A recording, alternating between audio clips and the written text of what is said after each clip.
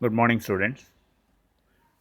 Today, in this class, we are going to discuss about the animal kingdom. Around us, we see number of plants and animals. The number of plants and animals on the universe is innumerable. To study about these plants and animals properly, there must be a proper method of classification. For example, if you go to a medical shop and ask for a medicine, the salesman immediately find out that medicine and give it to you. This is because he arranged all those medicines in proper order. That is, using alphabetic order, he arranged the medicine. So, if you say the name of the medicine, you find out that in that particular rack and give it to you. This is like how we find the meaning of a word in a dictionary.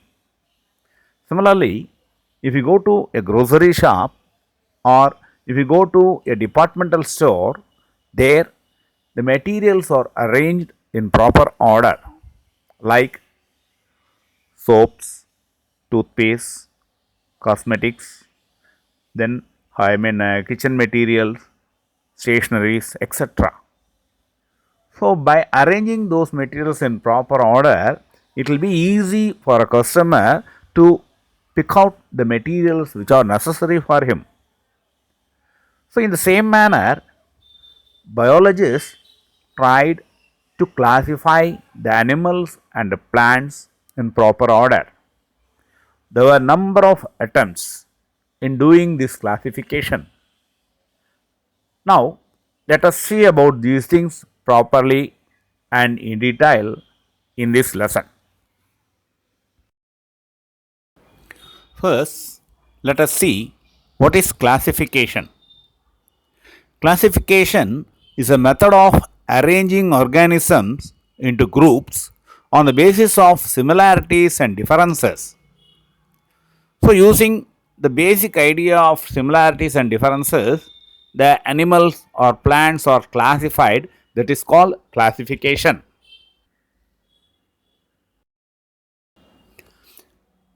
If you want to define classification in another way, this is the ordering of organism into groups on the basis of their similarities and dissimilarities and relationships. அதாவது உயிரினங்களை அவைகளுக்கிடையே உள்ள ஒற்றுமைகள் வேற்றுமைகள் இதெல்லாம் அடிப்படையாக வச்சுக்கிட்டு பிரிக்கிற மெத்தடுக்கு பேர் தான் கிளாசிஃபிகேஷன். இந்த கிளாசிஃபிகேஷன் பற்றி படிக்கிறப்போ we must know about a term called taxonomy. Taxonomy அப்படின்னு சொன்னால் என்ன அப்படின்னு சொன்னால், this is the science of classification which makes the study of wide variety of organisms easier. அதாவது உலகத்தில் இருக்கிற நிறைய innumerable living organismத்தை பற்றி கொஞ்சம் ஈஸியாக படிக்கிறதுக்காக ஏற்படுத்தப்பட்ட ஒரு வழிமுறை தான் இந்த டாக்ஸானமின்னு சொல்கிறது.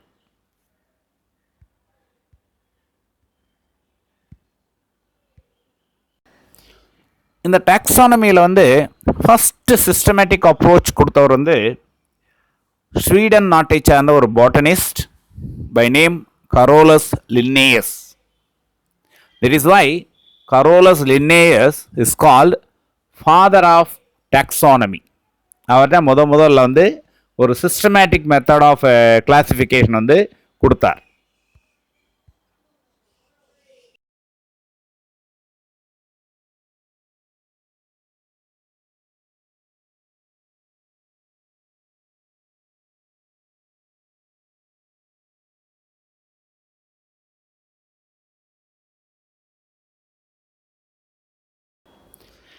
இந்த கிளாசிஃபிகேஷனோட ஹிஸ்ட்ரியை பார்த்தோம் சொன்னோம்னா, ஆரம்பத்தில் சயின்டிஸ்ட் என்ன பண்ணாங்கன்னா, மொத்தமாக இருக்கிற லிவிங் ஆர்கானிசத்தை ரெண்டு கேட்டகரியாக பிடிச்சாங்க. One is living things, another one is non living things.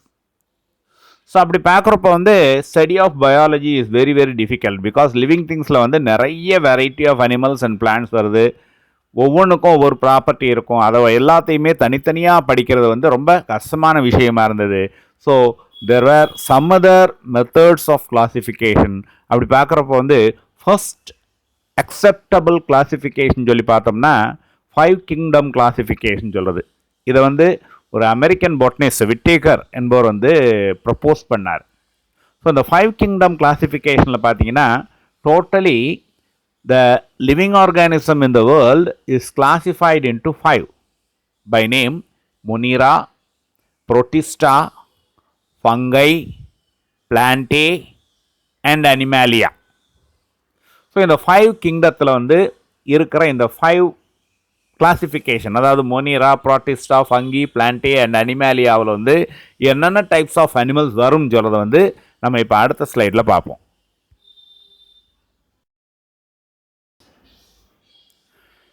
This slide is a pictorial representation of the 5 kingdom classification. So இந்த ஸ்லைடில் வந்து கீழே பார்த்தீங்கன்னா மொனிரான்னு போட்டிருக்கோம். இந்த மொனிராவில் வந்து என்ன வரும் சொன்னோம்னா all types of bacterias come under monera. இதுக்கு அடுத்த ஸ்டேஜ் பார்த்தீங்கன்னா ப்ரோட்டிஸ்டா. இந்த ப்ரோட்டிஸ்டாவில் பார்த்தீங்கன்னா green algae, brown algae, red algae, அதே மாதிரி புரோட்டோசோவாவில் இருக்கிற மற்ற அனிமல்ஸ், இது பூராவுமே சேர்ந்து ப்ரோட்டிஸ்டாவை ஃபார்ம் பண்ணுது. ஸோ இதுக்கு ஹையர் லெவல் பார்த்தோம்னா ஃபங்கை. ஸோ ஃபங்கைன்னு சொல்கிறப்போ வந்து தே ஆர் சாப்ரோஃபைட்ஸ், அதாவது அதுவே உணவை தயாரிக்க முடியாது. பெரும்பாலான ஃபங்கை வந்து depends upon another dead organism for their food. So இந்த ஃபங்கை எல்லாமே அடுத்த குரூப்பு.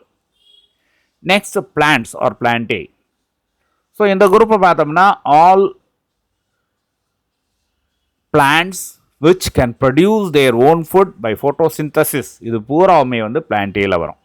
நம்ம பார்க்குற எல்லா வகையான தாவரங்களும், அதாவது எது தானாகவே ஒளிச்சேர்க்கை மூலம் உணவை தயாரிக்கிறதோ அது பூராவுமே வந்து பிளான்டேயில் வரும்.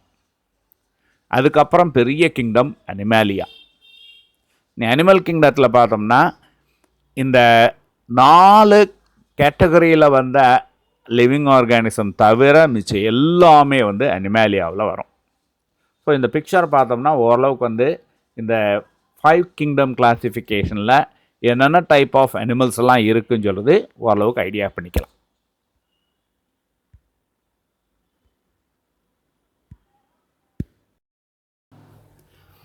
இந்த 5 கிங்டம் கிளாசிஃபிகேஷனில் இருக்கிற டிமெரிட்ஸ் எல்லாம் வந்து ரெக்டிஃபை பண்ணி இப்போ வந்து வேர்ல்ட் லெவலில் அக்செப்டட் மெத்தட் ஆஃப் கிளாசிஃபிகேஷன் பார்த்தோம்னா இப்போ பார்க்குற 7 கிங்டம் கிளாசிஃபிகேஷன். இந்த 7 கிங்டம் கிளாசிஃபிகேஷனில் the top most is the kingdom which contains all other sub groups. கீழே இருக்கிற எல்லா குரூப்பும் சேர்ந்தது தான் kingdom.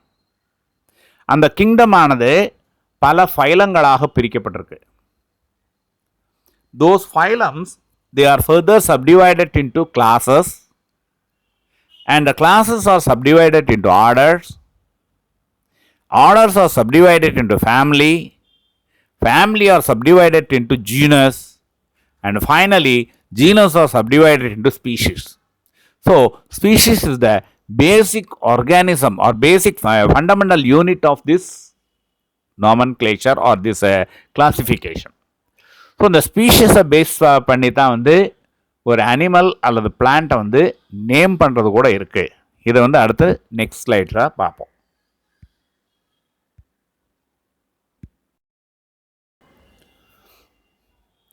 As we are discussing the lesson Animal Kingdom which comes under zoology,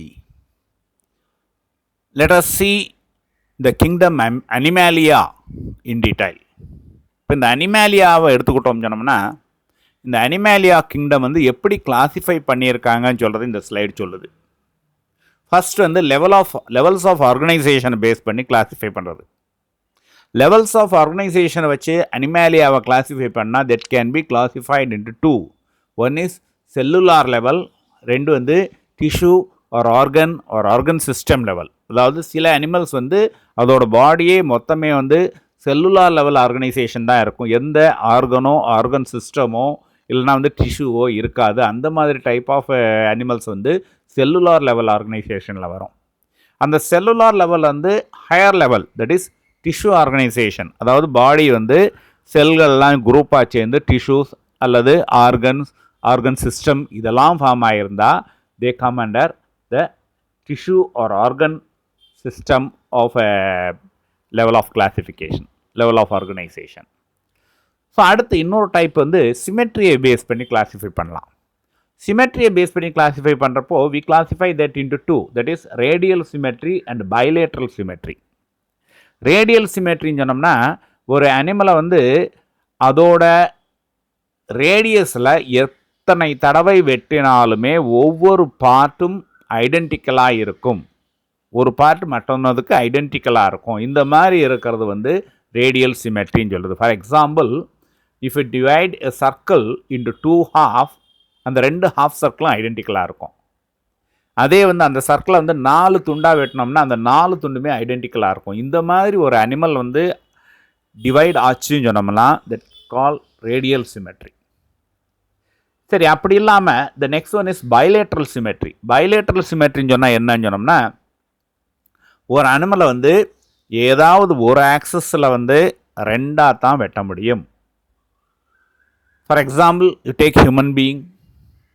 நம்மளை எடுத்துக்கிட்டோம்னா நமக்கு வந்து வெர்டிக்கல் ஆக்சஸில் வந்து நம்ம ரெண்டாக பிரித்தோம்னு சொன்னோம்னா 2 துண்டில் வந்து ஒவ்வொரு துண்டுலையும் ஒவ்வொரு ஆர்கன்ஸ் கண்டிப்பாக இருக்கும். ஃபார் எக்ஸாம்பிள், தலை 2 ஈக்குவல் ஹாஃபாக பிரிகிறப்போ வந்து ஒரு பக்கத்தில் ஒரு கண், இன்னொரு பக்கத்தில் இன்னொரு கண். அதே மாதிரி நாசித்துவாரம் ஒரு பக்கத்தில் ஒன்று, இன்னொரு பக்கத்தில் ஒன்று.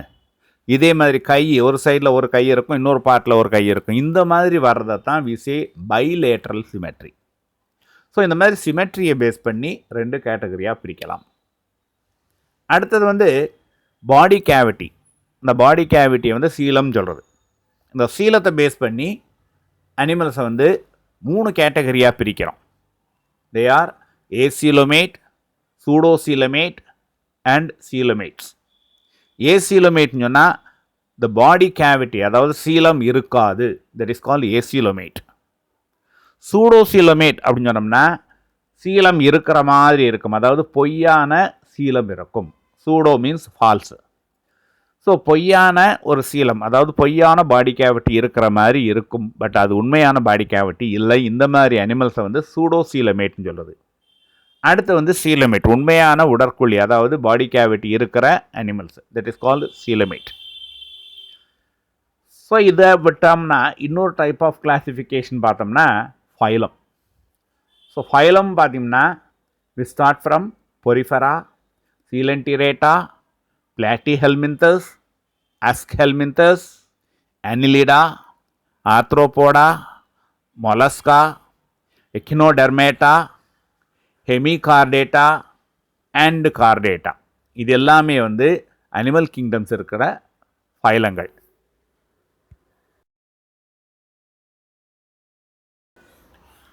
இப்போ இந்த ஸ்லைடு வந்து அந்த சிமெட்ரியை பேஸ் பண்ணிவிட்டு 2 டைப் ஆஃப் கிளாசிஃபிகேஷன் சொன்னேன் இல்லையா, radial symmetry and bilateral symmetry.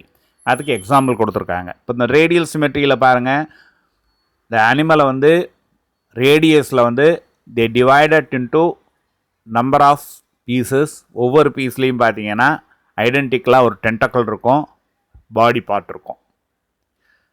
Then bilateral சிமெட்ரியை பார்த்தீங்கன்னா ஒரு டார்டாய்ஸ் வச்சுருக்காங்க. இந்த டார்டாய்ஸை வந்து 2 ஹாஃபாக பிரித்தோம்னா ஒவ்வொரு பார்ட்லேயுமே தலையோட பாதி, அதே மாதிரி 2 கால்கள் ஒவ்வொரு ரீஜன்லேயும் இருக்கும். இது ரெண்டுமே ஐடென்டிக்கலாக இருக்கும். ஸோ இந்த மாதிரி இருக்கிறத வந்து பைலேட்ரல் சிமெட்ரின்னு சொல்கிறது.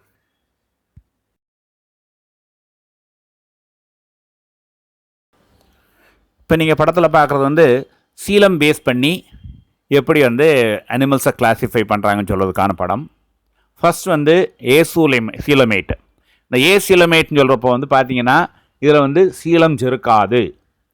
பட் உடலோட மேல் பகுதியாக எக்டோடம், நடுப்பகுதியாக மீசோடம், உட்பகுதியாக எண்டோடம், இந்த மாதிரி 3 லேயராக இருக்குது. பட் சீலம் சொல்கிறது இல்லை. So this is ஏசீலமேட்.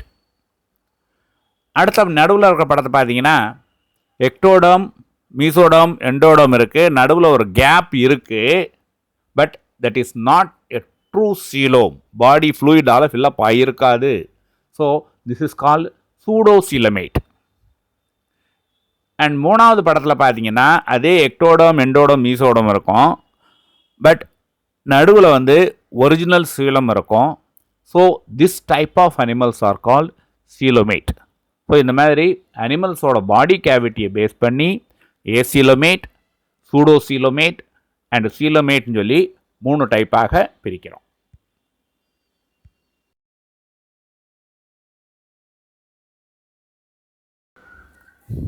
இப்போ வந்து இந்த கிளாசிஃபிகேஷன் 7 கிங்டம் கிளாசிஃபிகேஷனில் வந்து ஸ்பீசிஸ் பற்றி சொல்கிறப்போ அந்த ஸ்பீசிஸ் பேஸாக வச்சுக்கிட்டு தான் வந்து அனிமல்ஸோட நேம்ஸ் கொடுக்குறாங்கன்னு சொல்லி சொன்னேன்.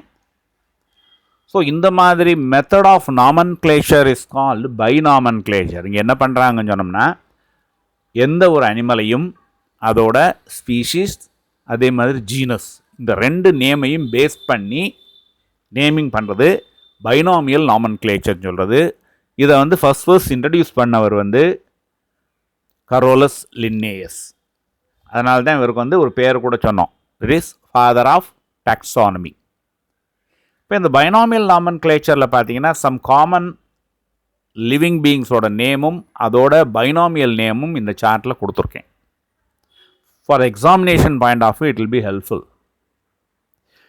இந்த பைனாமியல் நேமில் நீங்கள் அப்சர்வ் பண்ணி பார்த்தீங்கன்னா ஒவ்வொரு அனிமலோட நேமும் 2 வேர்டில் கொடுத்துருக்காங்க. அந்த 2 வேர்டில் பார்த்தீங்கன்னா ஃபர்ஸ்ட் வேர்டோட ஃபர்ஸ்ட் லெட்டர் வந்து கேபிட்டலில் இருக்கும். செகண்ட் வேர்டோட first letter is always in small letter.